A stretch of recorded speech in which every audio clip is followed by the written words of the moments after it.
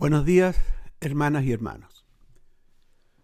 Para responder la pregunta ¿cómo y a quién debemos confesar nuestros pecados?, tenemos que comenzar por definir qué es el pecado. La forma más simple y a la vez comprensiva de definirlo es: pecado es todo lo que desagrada a Dios. ¿Cómo sabemos lo que desagrada a Dios? Lo sabemos porque Él mismo lo ha dicho en sus 10 mandamientos y en su ley de amor, donde Jesús resume los 10 mandamientos en 2. Una explicación detallada de qué es lo que comprenden los 10 mandamientos bajo la perspectiva del amor que nos dejó Jesús la puedes ver en las 3 partes de mi tema anterior, cómo se aplican los 10 mandamientos en el mundo de hoy. Allí encontrarás en detalle nuestras acciones, palabras y pensamientos que desagradan a Dios. El apóstol Juan dice en forma muy clara que el pecado es la desobediencia a la voluntad de Dios, expresada en su ley. En 1 de Juan 3:4, todo aquel que comete pecado infringe también la ley, pues el pecado es infracción de la ley. Nuestra rebeldía y desobediencia a la voluntad de Dios es algo que a Dios no agrada. Pero no solo la desobediencia a la voluntad de Dios expresada en su ley es pecado. También lo es cuando, pudiendo hacer el bien o algo correcto o bueno, no lo hacemos, como dice Santiago 4:17. Y al que sabe hacer lo bueno y no lo hace, le es pecado. A Dios le desagrada cuando, pudiendo hacer el bien, no lo hacemos. Además, tampoco agrada a Dios cuando actuamos sin fe o con dudas al no confiar en Dios, como dice Romanos 14, versículos 22 y 23. ¿Tienes tú fe? Tenla para contigo delante de Dios. Bienaventurado el que no se condena a sí mismo en lo que aprueba, pero el que duda sobre lo que come es condenado, porque no lo hace con fe. Y todo lo que no proviene de fe es pecado. Habiendo explorado el concepto de pecado a la luz de la palabra de Dios, habría que aclarar la relación que existe entre lo que a Dios desagrada y la gracia de salvación que Él ofrece a todos nosotros, que aunque somos pecadores, creemos en Jesús y lo hemos aceptado como nuestro Salvador. ¿Significa que siendo salvos por gracia, nos salvaremos aunque pequemos y desagrademos a Dios? La respuesta es sí y no. La respuesta es sí, porque Dios conoce nuestra naturaleza humana, débil e inclinada al pecado, en un mundo de pecado dominado por Satanás. Pero Dios espera que si creemos realmente en Jesús y lo amamos, agradecidos por el sacrificio que hizo por nosotros para ofrecernos la gracia de su redención, cada vez que por nuestras debilidades hagamos algo que le desagrade, nos arrepintamos sinceramente, confesemos nuestro pecado y le pidamos perdón con la firme intención de corregir lo que hicimos y no seguir pecando.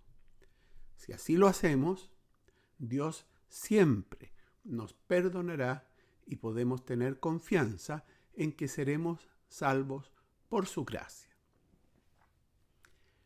La respuesta es no a la pregunta: ¿significa que siendo salvos por gracia nos salvaremos aunque pequemos y desagrademos a Dios?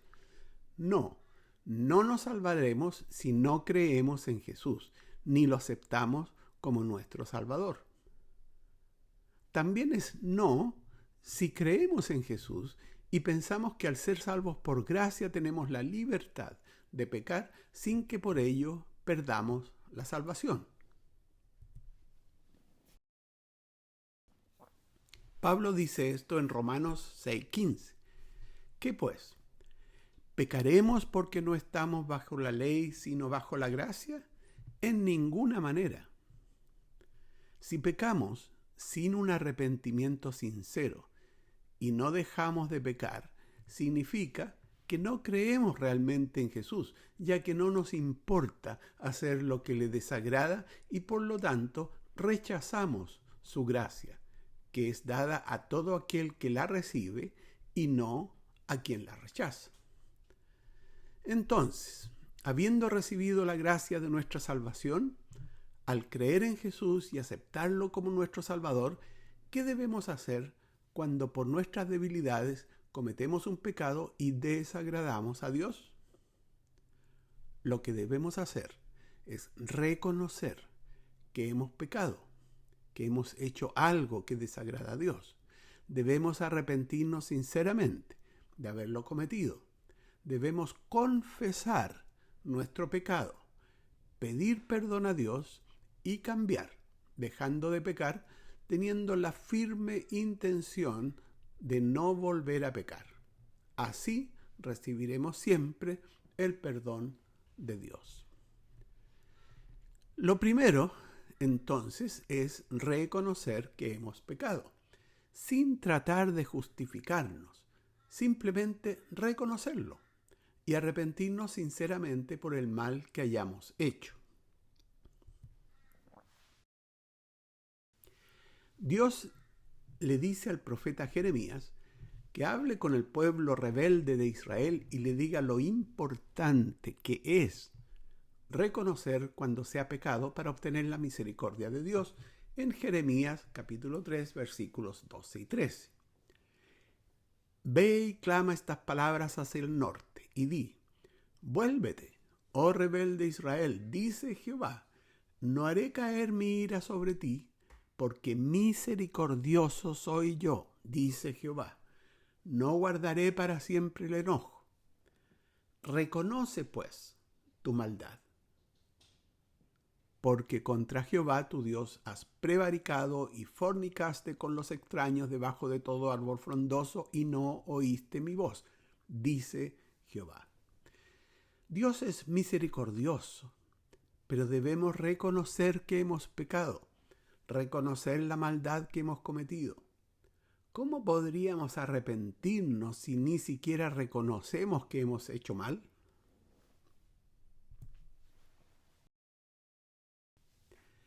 La historia del hijo pródigo nos muestra también que antes de reconciliarnos con Dios debemos reconocer nuestro pecado, como nos relata Lucas capítulo 15 versículos 18 al 21.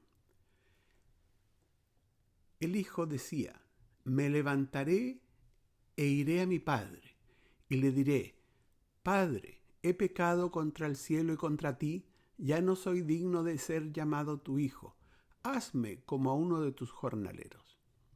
Y levantándose, vino a su padre. Y cuando aún estaba lejos, lo vio su padre y fue movido a misericordia. Y corrió y se echó sobre su cuello y le besó. Y el hijo le dijo: Padre, he pecado contra el cielo y contra ti, y ya no soy digno de ser llamado tu hijo. El hijo no intentó justificarse por lo que había hecho, sino que reconoció que había pecado. La respuesta del Padre es la respuesta que Dios siempre nos dará cuando reconocemos que hemos pecado. Dios se alegrará porque volvemos a Él arrepentidos, reconociendo nuestro pecado, y nos perdonará. El reconocer que hemos pecado conlleva un arrepentimiento sincero por el pecado cometido, lo que significa que lamentamos no solo las consecuencias del pecado, sino el daño a nuestra relación con Dios y a las personas afectadas con nuestro pecado. Como lo dice Pablo en 2 Corintios 7:10, porque la tristeza que es según Dios produce arrepentimiento para salvación, de que no hay que arrepentirse, pero la tristeza del mundo produce muerte. En este versículo, la tristeza que es según Dios es más que una tristeza emocional. Es la tristeza que el Espíritu Santo produce en nosotros cuando nos damos cuenta de que hemos pecado contra Dios. Es un arrepentimiento en el que reconocemos que hemos ofendido a Dios y no solo que hicimos algo malo. En cambio, la tristeza del mundo es un remordimiento superficial causado por la vergüenza o el temor a un castigo. Está enfocada en uno mismo, como diciendo, me atraparon o perdí mi reputación.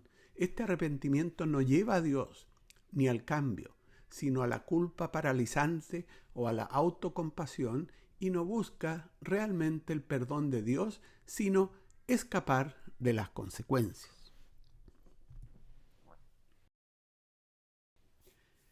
Un hermoso salmo en que David nos muestra el verdadero reconocimiento y arrepentimiento por su pecado es el Salmo 51, versículos 1 al 4. Ten piedad de mí, oh Dios, conforme a tu misericordia, conforme a la multitud de tus piedades, borra mis rebeliones. Lávame más y más de mi maldad y límpiame de mi pecado, porque yo reconozco mis rebeliones y mi pecado está siempre delante de mí. Contra ti solo he pecado y he hecho lo malo delante de tus ojos, para que seas reconocido justo en tu palabra y tenido por puro en tu juicio. David reconoce su pecado y el mal que ha hecho ante Dios y muestra su arrepentimiento, implorando a Dios que tenga piedad de él y lo perdone. Lo que está haciendo David en este salmo es confesar su pecado ante Dios. Confesar ante Dios y no ante el sumo sacerdote que en ese tiempo mediaba entre Dios y los hombres, lo que nos lleva directamente a la respuesta a la pregunta de este tema: ¿cómo y ante quién debemos confesar nuestro pecado? David lo dice explícitamente en el Salmo 32:5. Mi pecado te declaré y no encubrí mi iniquidad. Dije, confesaré mis transgresiones a Jehová. Y tú perdonaste la maldad de mi pecado. Debemos confesar nuestro pecado ante Dios, quien es el único ser que puede perdonarlos. Debemos verbalizar o especificar el pecado que hemos cometido como una forma de estar totalmente conscientes de cuál es el pecado que hemos cometido. No porque Dios no lo sepa, sino porque Él espera que reconozcamos específicamente el mal cometido en lugar de una simple confesión en general donde le pedimos perdón por todos nuestros pecados. Debemos reconocer nuestro pecado sin justificarnos o buscando excusas ante Dios y expresándole nuestro arrepentimiento pidiéndole perdón. El apóstol Juan nos dice también que nuestra confesión debe ser ante Dios en 1 de Juan, capítulo 1, versículos 5, 8 y 9. Este es el mensaje que hemos oído de Él y os anunciamos. Dios es luz y no hay ninguna tinieblas en Él. Si decimos que no tenemos pecado, nos engañamos a nosotros mismos y la verdad no está en nosotros. Si confesamos nuestros pecados, Él es fiel y justo para perdonar nuestros pecados y limpiarnos de toda maldad. Juan dice que si confesamos todos nuestros pecados a Dios, Él siempre nos perdonará. No hay otro mediador a quien tengamos que confesar nuestros pecados para que interceda ante Dios por su perdón. Nuestra confesión debe ser directamente a Dios y tener fe y confianza en que Él nos perdonará siempre. ¿Por qué entonces hay personas que se confiesan ante un sacerdote? Eso no tiene ningún sustento bíblico.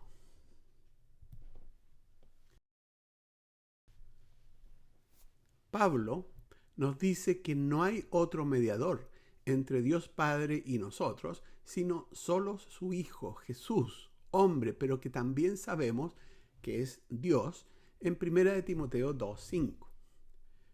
Porque hay un solo Dios y un solo mediador entre Dios y los hombres, Jesucristo, hombre.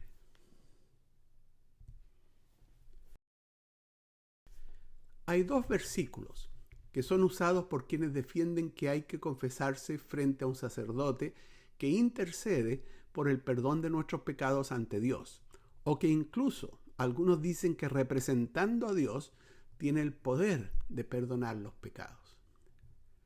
Jesús dice a sus discípulos en Mateo 18:18, de cierto os digo, que todo lo que atéis en la tierra será atado en el cielo, y todo lo que desatéis en la tierra será desatado en el cielo. Pero veamos el contexto en que Jesús les dijo esto a sus discípulos. Si vemos los versículos anteriores y comenzamos en Mateo capítulo 18, versículo 15 al 18, podremos darnos cuenta de que este versículo está en el contexto de la enseñanza de Jesús sobre cómo manejar los conflictos y el pecado cuando un hermano pecaba contra otro dentro de la comunidad de creyentes. Por tanto, dice, si tu hermano peca contra ti, ve y repréndele estando tú y él solos. Si te oyere, has ganado a tu hermano. Mas si no te oyere, toma aún contigo a uno o dos, para que en boca de 2 o 3 testigos conste toda palabra. Si no los oyere a ellos, dilo a la iglesia. Y si no oyere a la iglesia, tenle por gentil y publicano.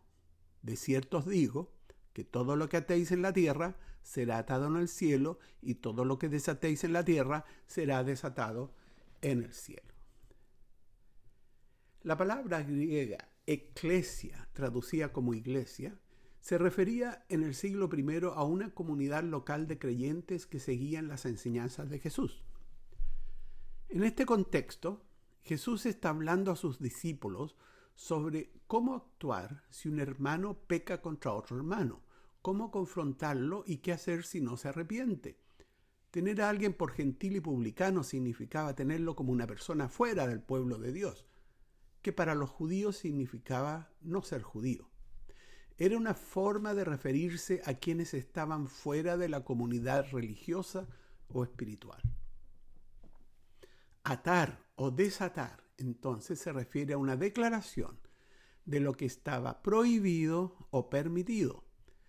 Declara si alguien era culpable de algún pecado o era libre de ese pecado según el conocimiento del evangelio que tenían los discípulos, lo que es muy diferente a decir que los discípulos tenían el poder de perdonar o no los pecados.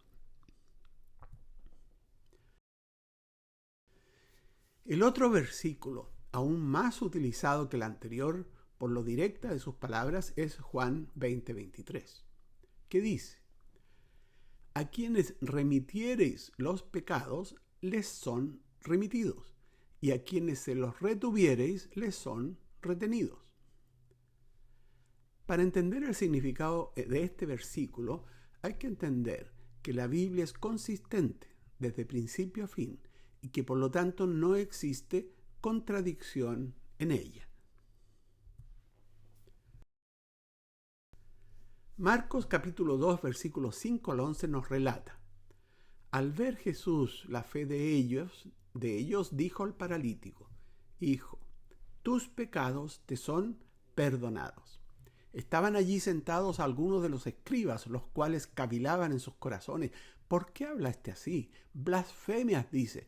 ¿Quién puede perdonar pecados sino solo Dios? Y conociendo luego Jesús en su espíritu que cavilaban de esta manera, dentro de sí mismo les dijo: ¿por qué caviláis así en vuestros corazones? ¿Qué es más fácil? ¿Decir al paralítico, tus pecados te son perdonados? ¿O decirle, levántate, toma tu lecho y anda? Pues para que sepáis que el Hijo del Hombre tiene potestad en la tierra para poder perdonar pecados, dijo al paralítico: a ti te digo, levántate, toma tu lecho y vete a tu casa. Ningún ser humano puede perdonar los pecados de otra persona, solo Dios. Jesús dice que Él y no que otra persona tiene potestad para perdonar pecados, diciendo de esta manera que Él es Dios. Los judíos tenían muy claro que solo Dios puede perdonar los pecados, como dice Daniel 9:9. De Jehová, nuestro Dios, es el tener misericordia y el perdonar, aunque contra Él nos hemos rebelado. El perdonar los pecados es una prerrogativa exclusiva de Dios. Hechos capítulo 5 versículos 30 y 31 nos dice: el Dios de nuestros padres levantó a Jesús, a quien vosotros matasteis colgándole de un madero. A Jesús, Dios ha exaltado con su diestra por príncipe y salvador, para dar a Israel arrepentimiento y perdón de pecados. Jesús también puede perdonar pecados porque es Dios, el mismo Dios, pero ningún otro ser humano ha sido exaltado como Salvador con la prerrogativa de perdonar pecados. Por último, en la misma carta del apóstol Juan, en que pareciera conceder a los discípulos la prerrogativa de perdonar pecados, dice en 1 de Juan 1:9, refiriéndose a Dios y a Jesucristo: si confesamos nuestros pecados, Él es fiel y justo para perdonar nuestros pecados y limpiarnos de toda maldad. Solo se refiere a Dios como el ser fiel y justo para perdonarnos si le confesamos a Él nuestros pecados. Un antecedente adicional para comprender que Jesús no dio la autoridad a sus discípulos para perdonar pecados es que no existe ningún versículo en el Nuevo Testamento en que alguno de los discípulos o apóstoles perdone los pecados a alguien que se los confiese. Solo se puede identificar el perdón de un discípulo a otro como una reconciliación entre ambos. Ante esta evidencia bíblica, se esgrime entonces el argumento que el sacerdote no perdona los pecados, sino que intercede ante Dios para que los pecados le sean perdonados a quien se confiesa ante Él. Recordemos entonces lo que dice 1 de Timoteo 2:5, porque hay un solo Dios y un solo mediador entre Dios y los hombres, Jesucristo hombre. El pueblo de Israel en el Antiguo Testamento tenía un mediador entre Dios y los hombres, que era el sumo sacerdote. Con la venida de Jesús, eso cambió. Jesús es el único mediador entre nosotros y Dios. Ni la Virgen María, ni los santos, ni el Papa, ni los sacerdotes son mediadores entre nosotros y Dios. Solo Jesús. El último sumo sacerdote, mediador entre los hombres y Dios, fue Caifás, un hombre corrupto, que al ver amenazado su poder, logró que los romanos crucificaran y dieran muerte a Jesús. Después de él, el único sumo sacerdote que tenemos ante Dios es Jesús.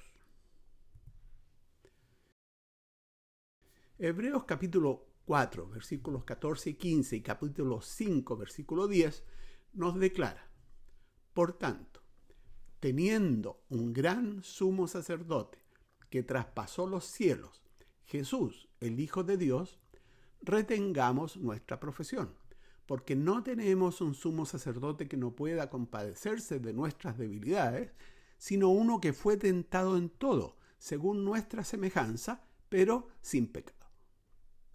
Y fue declarado por Dios sumo sacerdote, según el orden de Melquisedec.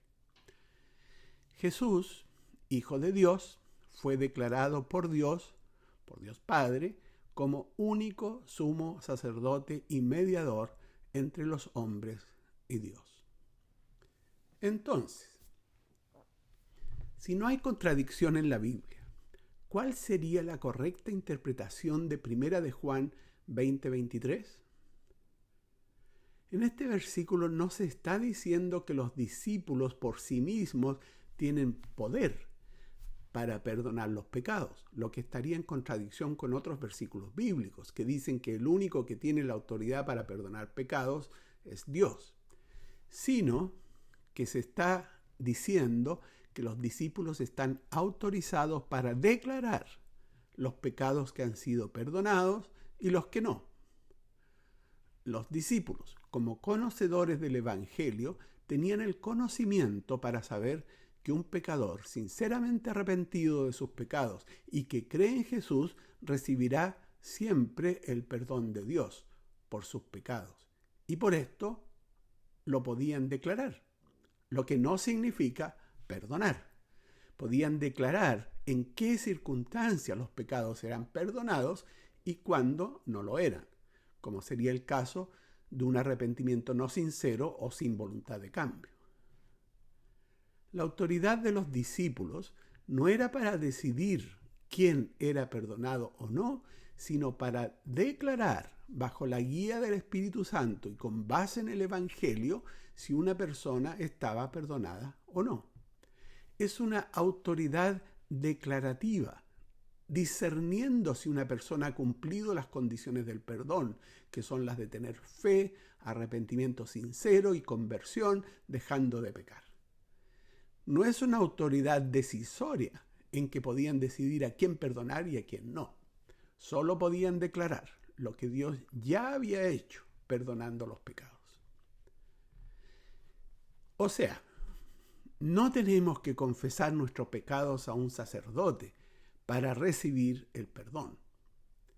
Para recibir el perdón de Dios, solo tenemos que confesar nuestros pecados ante Dios, con sincero arrepentimiento, teniendo fe en que recibiremos el perdón al creer en Jesús y dejando de pecar. Existen, sin embargo, algunos versículos en la Biblia que hablan de confesar nuestros pecados ante otros hombres. Por ejemplo, Santiago 5:16 dice: confesaos vuestras ofensas unos a otros y orad unos por otros para que seáis sanados. La oración eficaz del justo puede mucho. Y Hechos 19:18, que dice: y muchos de los que habían creído venían confesando y dando cuenta de sus hechos. ¿Cómo se explica esta confesión ante los hombres?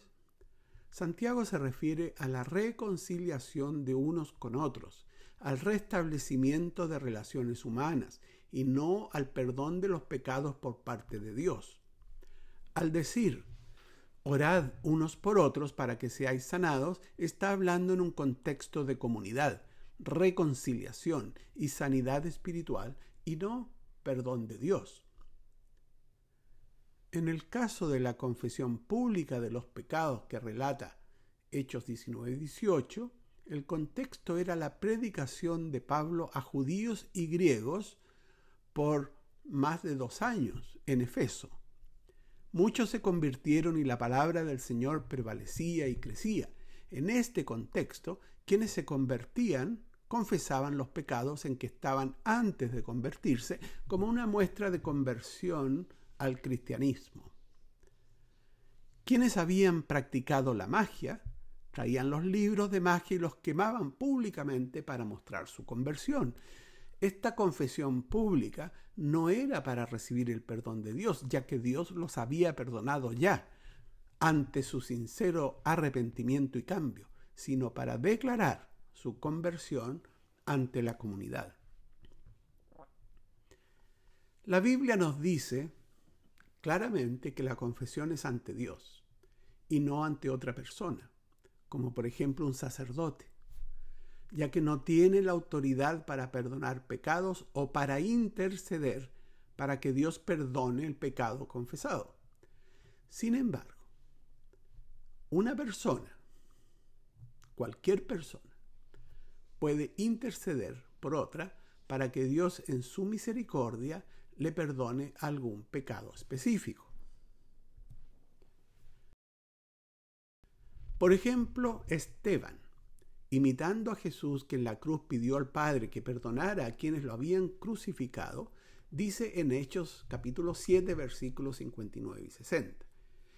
Y apedreaban a Esteban, mientras él invocaba y decía: Señor Jesús, recibe mi espíritu. Y puesto de rodillas, clamó a gran voz: Señor, no les tomes en cuenta este pecado. Y habiendo dicho esto, durmió.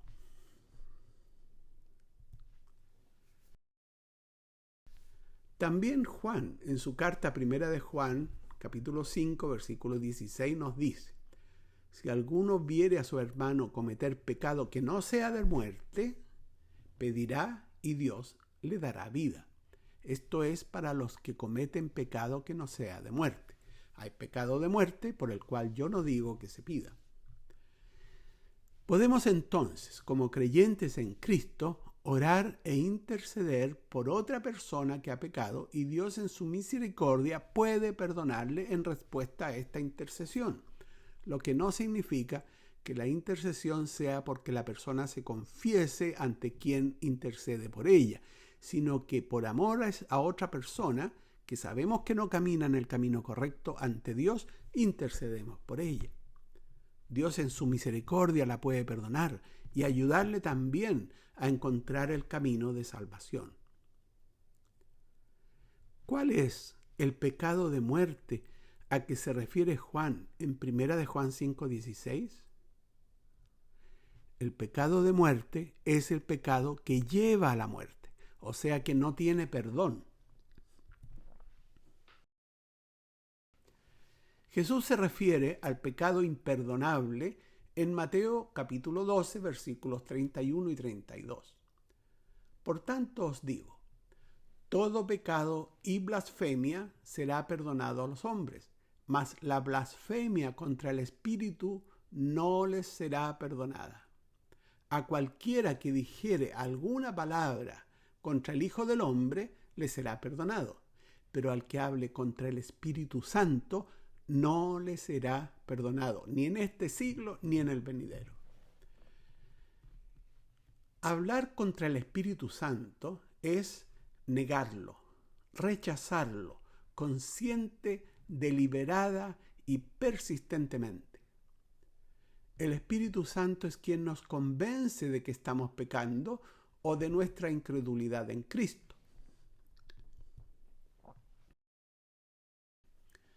Como dice Jesús en Juan capítulo 16, versículos 7 al 9.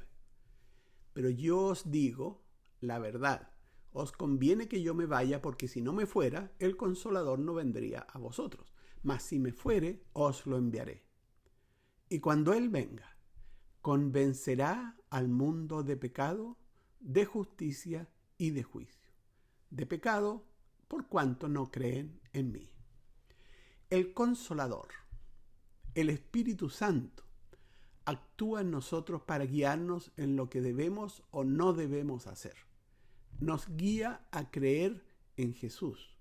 Él guía la vida del creyente, ayudándolo a discernir y caminar en obediencia, no bajo imposiciones externas, sino en nuestra libertad interior. Haciendo uso del libre albedrío, podemos decidir seguirlo o rechazarlo. El rechazo al Espíritu Santo no es un pecado accidental o por debilidad, ni siquiera un pecado muy grave como asesinato o adulterio, si hay arrepentimiento. No es dudar ocasionalmente de la fe, es una rebeldía persistente y una decisión consciente y deliberada de seguir pecando, rechazando todo llamado al arrepentimiento. Un ejemplo muy común en el mundo de hoy es lo que el profeta Isaías declaró hace ya algunos miles de años en Isaías 5:20. Ay de los que ay de los que a lo malo dicen bueno y a lo bueno malo, que hacen de la luz tinieblas y de las tinieblas luz, que ponen lo amargo por dulce y lo dulce por amargo. Si una persona que conociendo la verdad la rechaza deliberadamente y declara que es bueno lo que hace, aun cuando sabe que ante Dios es algo malo, estaría pecando contra el Espíritu Santo. Ejemplos comunes en el día de hoy son la decisión que han tomado algunos grupos feministas que dicen ser dueñas de su cuerpo y por lo tanto es su derecho abortar y asesinar así a un nuevo ser. Ellas no piensan que hacen algo malo, rechazan al Espíritu Santo y asesinan porque consideran que es su legítimo derecho. También lo es quienes consideran el homosexualismo o lesbianismo algo natural y bueno, porque piensan que están en el cuerpo equivocado y por lo tanto que tienen el derecho a una relación homosexual o lesbiana. Entonces, excepto el pecado de aquellas personas que rechazan deliberadamente al Espíritu Santo, llamando bueno a lo que es malo, debemos tener confianza que todo pecado es perdonado por Dios. Dios conoce el límite entre la rebeldía persistente y la posibilidad de arrepentimiento. Por eso, incluso alguien que ha rechazado a Dios tiene todavía la posibilidad de arrepentimiento y de salvación. Si una persona cree que ha cometido el pecado imperdonable, pero arrepentido confiesa su pecado ante Dios pidiéndole perdón, Dios lo perdona. Si se arrepintió y confesó su pecado ante Dios pidiéndole perdón, significa que no rechazó al Espíritu Santo, sino que fue guiado por él al arrepentimiento. Por eso nadie puede juzgar si alguna persona ha cometido el pecado imperdonable, porque solo Dios conoce el corazón humano.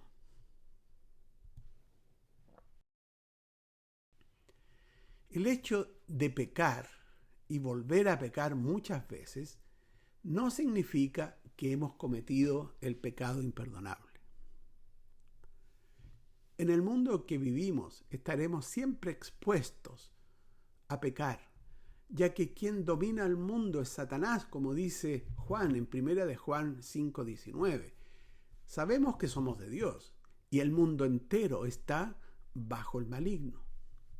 Los que somos de Dios somos todos aquellos que creemos en Jesús y que guiados por su Espíritu Santo, cuando pecamos nos arrepentimos, pedimos perdón a Dios y nos levantamos nuevamente dejando de pecar.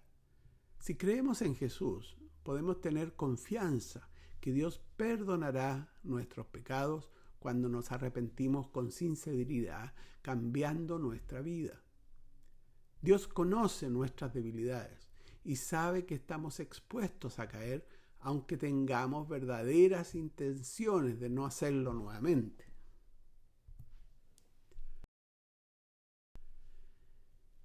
Si bien es cierto que el arrepentimiento sincero debe producir cambios, estos son graduales y expuestos a tropiezos, como dice Proverbios 24:16. Porque 7 veces cae el justo y vuelve a levantarse, mas los impíos caerán en el mal. Los justos, aunque tropiecen, siempre se levantarán. En cambio, los que no lo son quedarán caídos en su pecado. Lo importante es nunca quedar caído en el pecado, sino que cada vez que caigamos nos levantemos nuevamente y sigamos en esta lucha permanente que nos ocupará toda nuestra vida. Es cierto que siguiendo este camino caeremos cada vez menos y venceremos cada vez más las tentaciones que se nos presenten, ya que al entregarnos a Jesús contamos con el Espíritu Santo que nos guía y nos ayuda en nuestro caminar a través de nuestra vida. Cada vez que volvamos a caer, Dios nos perdonará. Por eso Jesús le respondió a Pedro en Mateo 18, versículos 21-22, que siempre, y no un número determinado de veces, debemos perdonar a nuestro prójimo, porque así es como nuestro Padre Celestial nos perdona. No 7 veces que caigamos, sino siempre. Entonces se le acercó Pedro y le dijo: Señor, ¿cuántas veces perdonaré a mi hermano que peque contra mí? ¿Hasta 7? Jesús le dijo: no te digo hasta 7, sino aún hasta 70 veces 7. No quiso decir 490 veces, sino siempre.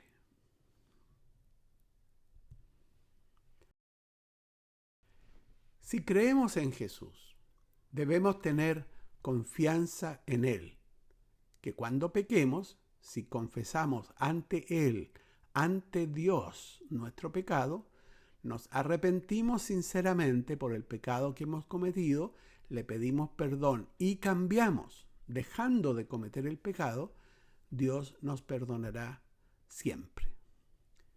Nuestra confesión debe ser a Dios directamente y no a otro ser humano, aunque sea un sacerdote.